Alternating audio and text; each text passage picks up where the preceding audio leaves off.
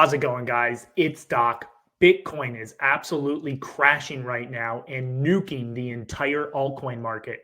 In this video, we're going to talk about what exactly is going on with Bitcoin, why it's dumping, why this likely isn't a big deal, and that I think a rebound is on its way.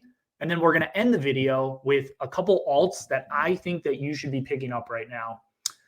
Welcome back to the channel. If you're new here, I'm Doc. I'm a resident physician throughout the day, and at night, I take you on my investing journey. Guys, we got a lot to talk about, lots going on in the market right now. Bitcoin, huge red candle right here. We've been watching this parallel channel, gosh, for it seems like a couple of weeks now. Really exciting yesterday when we finally got out of this channel. I actually tweeted this graph yesterday when we got out of the channel and said we might be in price discovery, only for us to give that all back up today. So taking a pretty big dump on the day. We're down to 96,000. I think at one point I saw us at 96.4, and that's when we were at 102 just yesterday. So a pretty significant pullback in Bitcoin.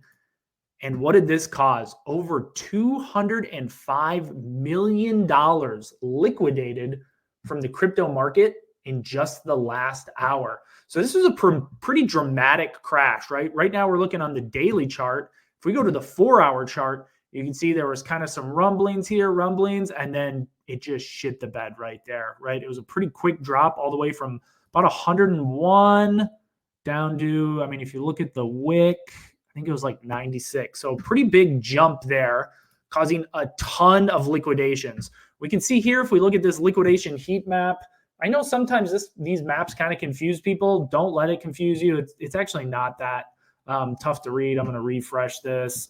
So if we look at this price here below the chart, this represents a lot of volume for folks who are leverage trading, right? That's why people get liquidated, is because they're leverage trading. And often people do this irresponsible. They might be going on 7, 8, 9, 10, 20x, and you're just asking to get liquidated at that price, right? Because if you go 20x and then the project drops 5%, you're liquidated.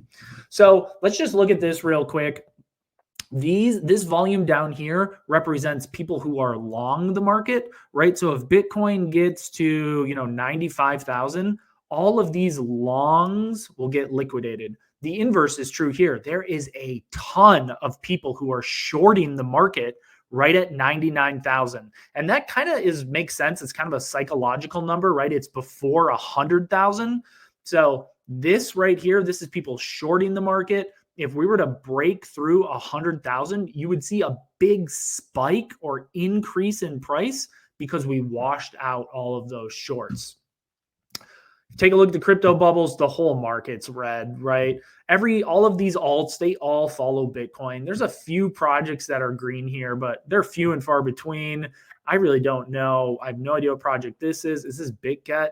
Yeah, this is BitGet's token. They're probably benefiting from a lot of trading on their centralized exchange. Hex is kind of a dark horse because they kind of sometimes move against the market. But all of the big projects down today: Beam, Near, ADA's down 10%, AVAX down 10%, EOS, Tau down 10%, Sol down 7%. This is slowly recovering, but it was a lot worse earlier in the day. All right, so Benjamin Cohen having a little bit fun with this. Good thing everyone's diversified. He's obviously being sarcastic because across the board, crypto's getting hit, and it is getting hit hard. We talked about BitGet a little bit earlier. They are few and far between amongst all the projects that are doing well. This is a really, really interesting chart, and it sucks that we kind of gave back this channel. So this is total 2. Okay, what total 2 is? It's the entire crypto market cap minus Bitcoin. So some people use this as a proxy for the altcoin market, right? Some people like total 3, which is all of crypto minus Bitcoin and ETH. Right now, we're looking at a chart of total 2. So entire crypto market without Bitcoin. And within the past few days, it was nice. We finally got out of this parallel channel. We were hoping we were going to hold it as support, and then we just nuked back down in the channel. So that was kind of frustrating. I know it's still early. We're going to talk about some reasons. While I'm actually not too worried about this move, I think we got some really big bullish catalysts on the way. I'm obviously going to keep you guys up to date of those catalysts as they come in. So if you guys are getting any value here, consider liking and subscribing. All right, so we fell back into this parallel channel on total 2. I'm going to be watching this one really closely. And it makes sense if we're falling down on total 2, it makes sense that Bitcoin dominance is probably going back up. Now, this is back on the daily chart. And if you guys watch any of my videos, we track this really closely. We've really just been flirting. We go above the bull market support band, then we drop below it. The goal is we need to stay durably below this bull market support band, because when Bitcoin dominance falls, altcoin season will happen and all of our bags will get filled, which is good, right? I think the majority of folks who are watching here, you're probably holding altcoins, just like the majority of people here. So, okay, we're kind of talking about like crypto's dumping, but why? Why did crypto take this dump today? Well, there's a few reasons, and we're going to talk about that now. The first thing is the dollar is showing more strength again. So again, we're on the daily chart. This is the Dixie, which is the US dollar. 2 days ago, we fell, and then again yesterday. And that's really strong for Bitcoin because the US dollar is historically inversely related to Bitcoin and other risk assets. So what that means in kind of more plain English is, as the strength of the US dollar goes up, Bitcoin typically goes down, right? So, I mean, you look here, middle of December, the US dollar is going up, the strength of the dollar is going up, and we know the second half of December, Bitcoin fell. So Bitcoin having a strong daily candle, retaking some of the land or progress that it made yesterday. I suspect this is going to top out within the next month or two. I really believe that. So if the dollar can continue to fall, that will help risk on assets like Bitcoin. So this is one of the reasons that Bitcoin took a plunge today, but it's not the main reason. The main reason is the job openings, right? So a couple days ago, I tweeted out this picture, and this was all of the economic data that was going to be released. And there's two big ones here, the JOLTS, or the job openings. What this talks about is, and it's pretty self-explanatory, right? We track all of the job openings within the US, and we were estimated to have 57.5 million job openings. But in actuality, we really had 64.4 million job openings. So let's just kind of break this down and make it really digestible. We have more job openings in the US than we expected. And that can kind of allow us to extrapolate that the economy is probably doing better than what we predicted. So you might think to yourself, Doc, isn't that a good thing? Like, don't we want the economy to go up? Well, yes, we do want the economy to go up because the stock market is correlated with Bitcoin. And I should actually probably say that in reverse. Bitcoin is correlated with the stock market. But because the economy is doing better than what we think based off this JOLTS number, the 10-year yield is spiking, right? So this graph, we're looking at government bond yields, right? This yield is getting super high. And the reason that this is bad for Bitcoin is because you got to remember, folks, all of these fund managers, if they can get almost a guaranteed 5%, right? We're in the high 4s, almost 5% guaranteed. They might just put money on the sideline, earning that yield and waiting for a crash. I actually have a couple friends who are pretty high net worth individuals who are just keeping cash on the sideline right now, waiting for a stock market correction. They don't play in Bitcoin a whole lot. They're more traditional investors, but this 10-year yield going up is bad for risk assets, right? Bitcoin, the Russell, SPY, it's not that great. So we have the dollar increasing today, which we know is inversely correlated to Bitcoin. Then we have the job opening numbers coming in better than expected, right? This means more companies are hiring than what we projected. That causes increases or big improvements in the 10-year yield, and this hurts risk on assets.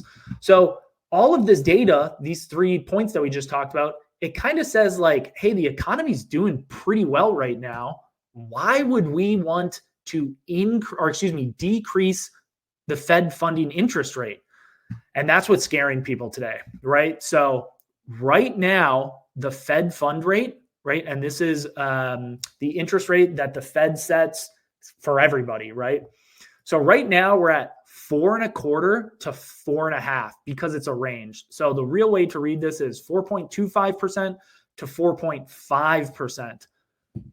A couple months ago, it was projected that we would have 4 rate cuts in 2025. Well, we are much less than that now. We're probably estimating 1 or 2 rate cuts, or at least that's what people are thinking now. I actually think we're going to have 3, but let me just kind of walk you through this. So right now we're at 4.25% to 4.5%. There's an FOMC meeting on January 29th. There's a 95.2% chance that we are staying at this current interest rate, or put differently, no interest rates are projected for the month of January. Okay, well, when's the next FOMC meeting? It's not until March 19th. Okay, so where are the probabilities of where the interest rates will be on March 19th? Well, there's almost a 61% chance that there will not be a rate cut in March. Why does this matter?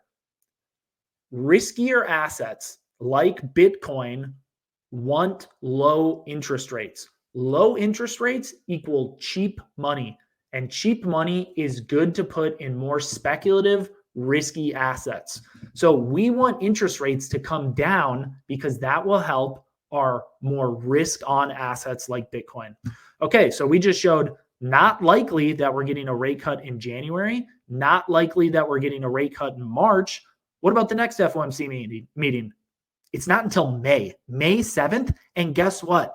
There's a higher probability in May that we don't get a rate cut than we do. 51% chance that we don't get a rate cut in May, and 41% chance that we do. Okay, so then we move to June and July. We're projected there's a higher percentage that we get a rate cut in June. The tough thing about this is it's kind of difficult to project more than a couple months out because there's a lot of moving parts here, right? If the economy falls, right, and it's doing worse than expected, the Fed will cut rates at a higher pace. So we are going to be watching a couple things. Friday's the big day as far as economic data. Okay, right? I tweeted this out a couple days ago. I'm trying to get you guys great information as fast as I can. Consider giving me a follow on Twitter, Invest with Doc. Friday, the unemployment rate comes out, okay? And this is super, super important. So I put this in my last video. Basically, right now, the unemployment rate is 4.2. So currently, the unemployment rate is 4.2. If unemployment rate goes up to 3 or above, Bitcoin is going to dump, and it is going to dump hard. The opposite's also true though, right? If the unemployment rate stays the same at 4.2 or it comes in better than 4.2, risk assets are going to jump, right? And we talked about this yesterday, but the unemployment rate, this should say unemployment rate, that really guides the Fed on how fast they need to cut rates. And of course, I got cap locks on. So this is really important. I'm going to be watching this on Friday. I'm obviously going to keep you guys up to date both on Twitter and YouTube. Okay, so that's kind of all the bad things that we talked about. Well, I'm not super worried about this. Right now, I'm not super worried about Bitcoin because all we need to do is zoom out. When in doubt, zoom out. We're obviously in a bull run right now, okay? We're above the bull market support band. We're way above the 200-day moving average. And that's this blue line here. So we're very much still in a bull market. It's healthy to have these corrections. I know today feels like it kind of hurts, right? But if you look at this, this is just a tiny wick in time. We're going to consolidate here, likely until President Trump is inaugurated. That's this yellow line. And then I think we're ready for our next big move up, right? I would not be surprised if we just replicated this move right here to put us up to 120, 125. That's actually our next target, by the way, 125. There's a lot of shorts right around 125. So Anthony Pompliano tweeted, President Trump just said interest rates are too high.